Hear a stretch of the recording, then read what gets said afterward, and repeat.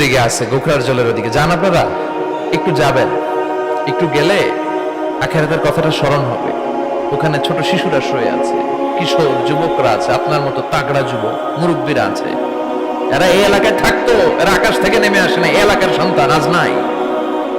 একটা certain period শেষে আপনিও থাকবেন না। This is the nature of life, this is the circle of life.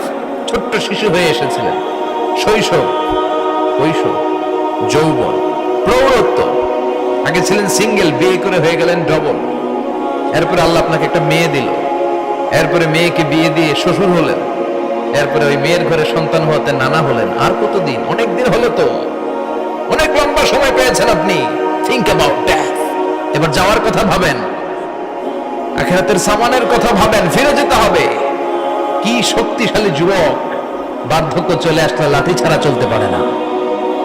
কুচকুচে কালো দাড়ি সাদা হয়ে যায়, দাড়ির শুভ্রতা, বয়সের ভার, রং ধরা যৌবন জং ধরে শেষ, ঠিক কিনা? This is the circle of life. যুবক ভাইরা, এটাই জীবন, চলে যেতে হবে, কেউ থাকতে পারবে না, ঠিক কিনা? এরকম আরও ইসলামিক ভিডিও পেতে আমাদের দিনের পথ চ্যানেলটি সাবস্ক্রাইব করুন।